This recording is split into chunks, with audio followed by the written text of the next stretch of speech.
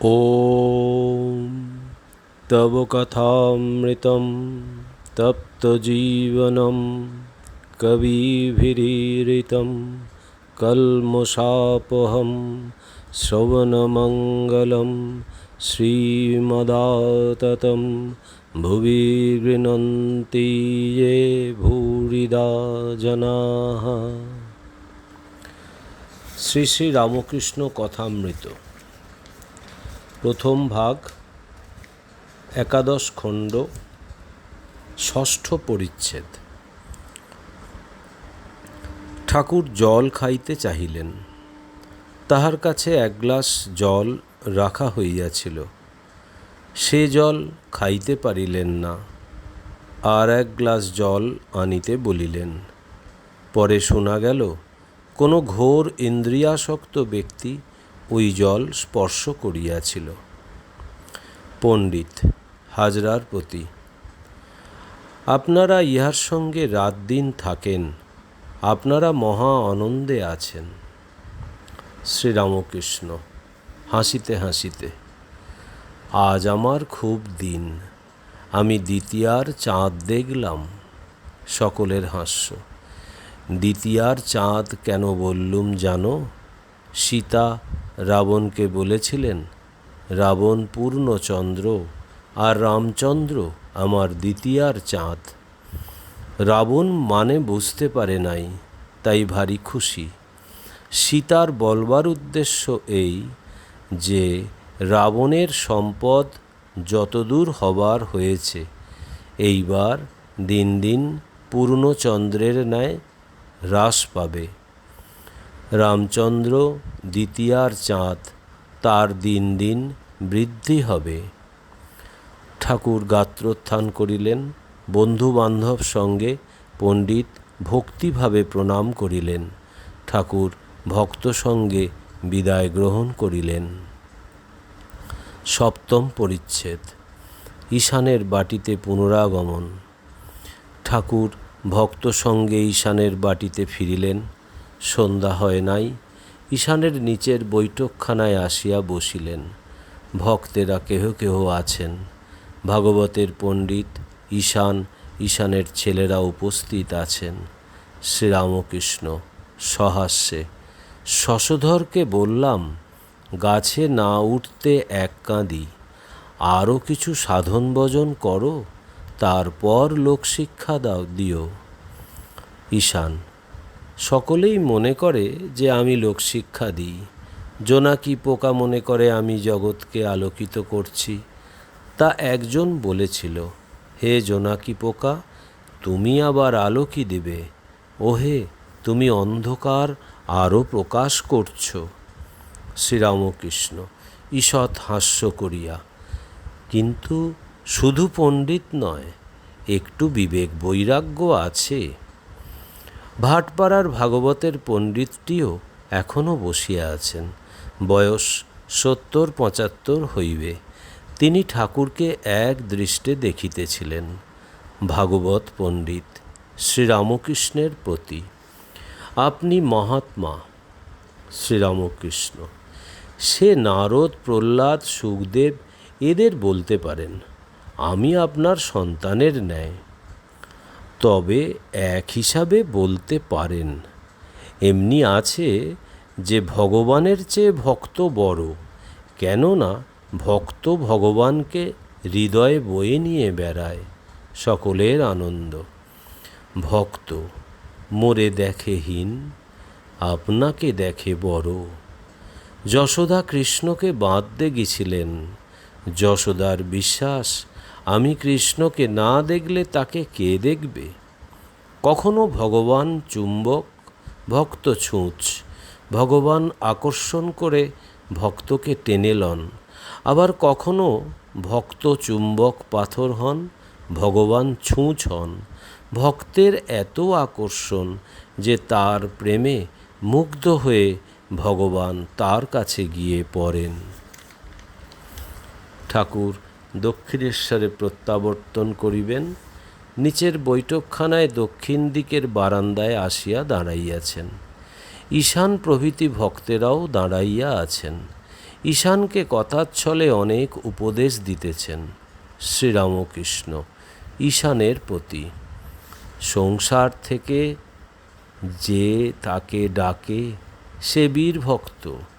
ভগবান বলেন, যে সংসার ছেড়ে দিয়েছে সে তো আমায় ডাকবেই, আমার সেবা করবেই, তার আর বাহাদুরি কি? সে যদি আমায় না ডাকে সকলে ছি ছি করবে। আর যে সংসারে থেকে আমায় ডাকে, 20 মণ পাথর ঠেলে যে আমায় দেখে, সেই বাহাদুর, সেই বীরপুরুষ। ভাগবত পণ্ডিত। শাস্ত্রে তো ওই কথাই আছে, ধর্মব্যাধের কথা আর পতিব্রতার কথা। তপস্বী মনে করেছিল যে আমি কাক আর বককে ভস্ম করেছি, অতএব আমি খুব উঁচু হয়েছি। সে পতিব্রতার বাড়ি গেছিল। তার স্বামীর উপর এত ভক্তি যে দিন রাত স্বামীর সেবা করত। স্বামী বাড়িতে এলে পা ধোবার জল দিত, এমনকি মাথার চুল দিয়ে তার পা পুছে দিত। তপস্বী অতিথি, ভিক্ষা পাওয়ার দেরি হচ্ছিল, তাই চেঁচিয়ে বলেছিল যে তোমাদের ভালো হবে না। পতিব্রতা অমনি দূর থেকে বললে, এ তো কাকি বকি ভস্ম করা নয়, একটু দাঁড়াও ঠাকুর, আমি স্বামীর সেবা করে তোমার পূজা করছি। ধর্মব্যাধের কাছে ব্রহ্মজ্ঞানের জন্য গিয়েছিল। ব্যাধ পশুর মাংস বিক্রি করত, কিন্তু রাত দিন ঈশ্বর জ্ঞানে বাপ মার সেবা করত। যে ব্রহ্মজ্ঞানের জন্য তার কাছে গিয়েছিল সে দেখে অবাক, ভাবতে লাগলো, এ ব্যাধ মাংস বিক্রি করে আর সংসারী লোক, এ আবার আমায় কি ব্রহ্মজ্ঞান দিবে? কিন্তু সেই ব্যাধ পূর্ণ জ্ঞানী। ঠাকুর এইবার গাড়িতে উঠিবেন। পাশের বাড়ির ঈশানের শ্বশুর বাড়ির দরজায় দাঁড়াইয়া আছেন। ঈশান ও ভক্তেরা কাছে দাঁড়াইয়া আছেন, তাহাকে গাড়িতে তুলিয়া দিবেন। ঠাকুর আবার কথার ছলে ঈশানকে উপদেশ দিতেছেন, পিঁপড়ের মতো সংসারে থাকো। এই সংসারে নিত্য অনিত্য মিশিয়ে রয়েছে। বালিতে চিনিতে মিশানো, পিঁপড়ে হয়ে চিনিটুকু নেবে। জলে দুধে একসঙ্গে রয়েছে চিদানন্দ রস আর বিষয় রস।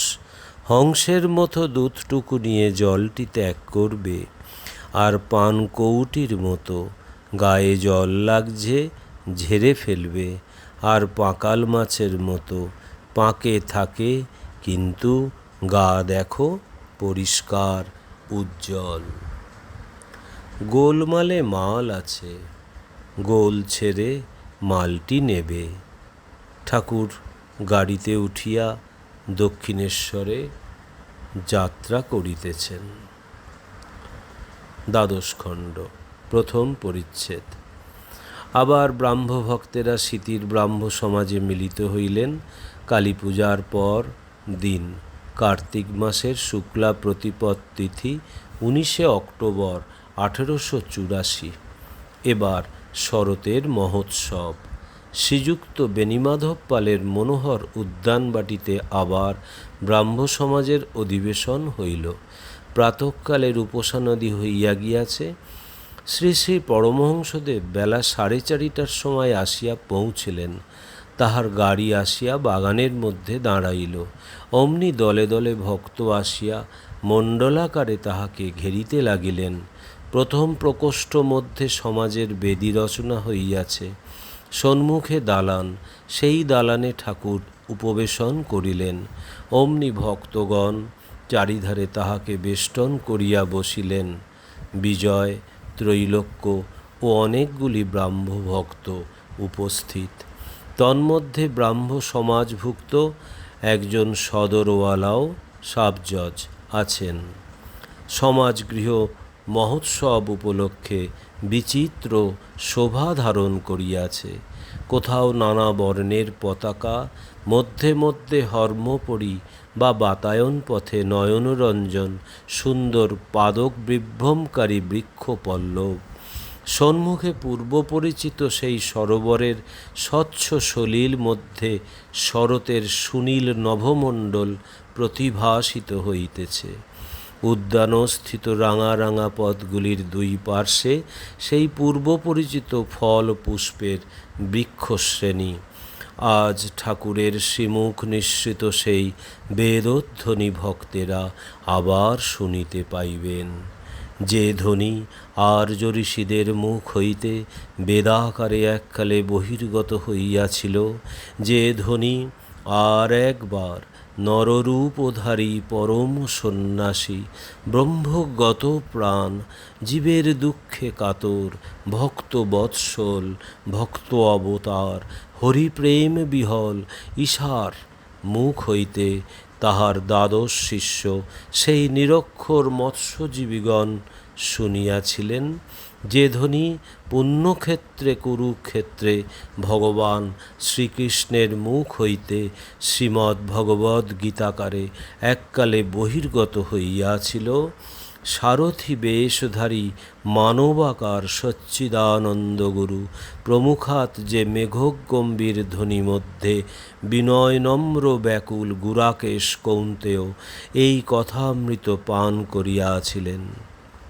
যথা কৌবিন পুরাণম অনুশাসিত রম অনরণীয়ং সম্মনুস্বরের্য সর্বস্ব ধাতরম অচিন্ত্যরূপম আদিত্যবর্ণম তমস পরস্তাৎ। প্রয়াণকালে মনসাচলেন ভক্ত্বা যুক্ত যোগবলেন চৈব ভ্রুবর্মধ্যে প্রাণম আবেশ্য সম্যক সতৎ পরং পুরুষম উপৈতি দিব্যম। যদক্ষরং বেদবিদ বদন্তি বিশন্তি যদ্যথয়ো বিতরাগাঃ যদিচ্ছন্ত ব্রহ্মচর্যং চরন্তি তত্তে পদং সংগ্রহেণ প্রবক্ষ্যে। ঠাকুর শ্রীরামকৃষ্ণ আসন গ্রহণ করিয়া সমাজের সুন্দর রচিত বেদীর উপর দৃষ্টিপাত করিয়াই অমনি নতশির হইয়া প্রণাম করিলেন। বেদী হইতে শ্রী ভগবানের কথা হয়, তাই তিনি দেখিতেছেন যে বেদীক্ষেত্র পুণ্যক্ষেত্র। দেখিতেছেন এখানে অচ্যুতের কথা হয়, তাই সর্বতীর্থের সমাগম হইয়াছে। আদালত গৃহ দেখিলে যেমন মোকদ্দমা মনে পড়ে ও জজ মনে পড়ে, সেইরূপ এই হরিকথার স্থান দেখিয়া তাহার ভগবানের উদ্দীপন হইয়াছে। শ্রীযুক্ত ত্রৈলোক্য গান গাহিতেছেন। শ্রীরামকৃষ্ণ কহিলেন, হ্যাঁ গা, ওই গানটি তোমার বেশ, দে মা পাগল করে, ওইটি গাও না। তিনি গাহিতেছেন, আমায় দে মা পাগল করে ব্রহ্মময়ী, আর কাজ নাই জ্ঞান বিচারে। তোমার প্রেমের সুরা পানে করো মাতোয়ারা, ও মা ভক্ত চিত্তহরা ডুবাও প্রেম সাগরে। তোমার এ পাগলা গারদে কেহ হাসে কেহ কাঁদে, কেহ নাচে আনন্দ ভরে। ঈশা মুষা শ্রী চৈতন্য, ওমা প্রেমের ভরে অচৈতন্য, হায় কবে মা হব ধন্য। ওমা মিশে তার ভিতরে স্বর্গেতে পাগলের মেলা, যেমন গুরু তেমনি চেলা, প্রেমের খেলা কে বুঝতে পারে। তুই প্রেমে উন্মাদিনী, ওমা পাগলেরও শিরোমণি, প্রেম ধনে করমা ধ্বনি, কাঙাল প্রেম দাসেরে। গান শুনিতে শুনিতে শ্রীরামকৃষ্ণের ভাবান্তর হইল, একেবারে সমাধিস্থ। উপেক্ষিয়া মহত্তত্ত্ব, ত্যাজি চতুর্বিংশ তত্ত্ব, সর্বতত্ত্বাতীত তত্ত্ব দেখি আপনি আপনে। কর্মেন্দ্রিয় জ্ঞানেন্দ্রিয় মন বুদ্ধি অহংকার সমস্তই যেন পুছিয়া গিয়াছে, দেহ মাত্র চিত্তপুত্তলিকার ন্যায় বিদ্যমান। একদিন ভগবান পাণ্ডবানাথের এই রূপ অবস্থা দেখিয়া যুধিষ্ঠির প্রমুখ শ্রীকৃষ্ণ গতান্তরাত্মা পাণ্ডবগণ কাঁদিয়াছিলেন। তখন আর্যকুল গৌরব ভীষ্মদেব সরসজ্জায় শায়িত থাকিয়া অন্তিমকালে ভগবানের ধ্যান নিরত ছিলেন। তখন কুরুক্ষেত্রের যুদ্ধ সবে সমাপ্ত হইয়াছে, সহজেই কাঁদিবার দিন। শ্রীকৃষ্ণের এই সমাধিপ্রাপ্ত অবস্থা বুঝিতে না পারিয়া পাণ্ডবেরা কাঁদিয়াছিলেন, ভাবিয়াছিলেন তিনি বুঝি দেহত্যাগ করিলেন। ওম নিরঞ্জনম নিত্যম অনন্তরূপম ভক্তানুকম্পাধীত বিগ্রহং বৈ ঈশাবতারম পরমেশমিড্ডম তং রামকৃষ্ণম শিরসা নমামহম। শ্রীরামকৃষ্ণ অর্পণমস্তু।